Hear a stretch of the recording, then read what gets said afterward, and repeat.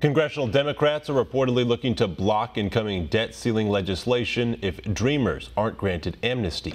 The move comes as party leaders Chuck Schumer and Nancy Pelosi continue to refuse any funding for a border wall in exchange for Dreamer protections.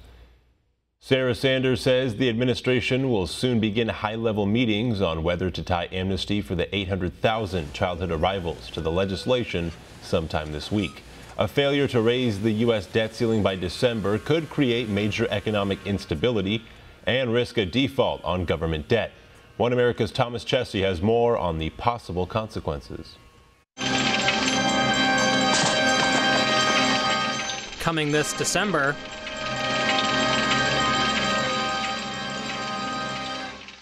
Congress has a real time bomb on its hands. The explosive material in question, the U.S. debt ceiling. It's nothing new, and it's a topic many Americans have been hearing about for decades. So-called temporary increases or extensions in the debt ceiling have been allowed 21 times in these 10 years. And now I've been forced to ask for another increase in the debt ceiling, or the government will be unable to function past the middle of February. And I've only been here 16 days. But few people are really familiar with this uniquely American fiscal device, or why we even use it in the first place. The debt ceiling, also called the debt limit, is at its most basic the maximum amount of money Congress can borrow to run the federal government and pay bills already on the nation's balance sheet. As Treasury Secretary Steven Mnuchin describes it, I think it's one thing to make decisions about how we spend money, but once we've spent the money, we have to pay for it. If Congress cannot agree on a bill to raise the ceiling and misses the Treasury Department's funding deadline, the federal government will just run out of money. And that means no funding for entitlement programs like Social Security and Medicaid, and worse, an inevitable and unprecedented financial crisis.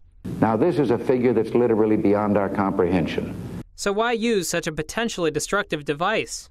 The simple reason is because the federal government just doesn't take in as much as it spends, forcing it to borrow money to make up the difference.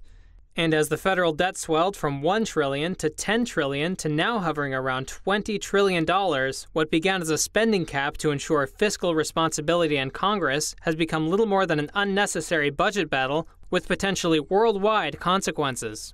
In other words, a time bomb, which Congress has had to defuse 78 times since 1960. Now, as the Treasury Department is running on fumes to keep the lights on, all eyes are on Congress as the late December deadline to raise the ceiling rapidly approaches. Thomas Chesy, One America News.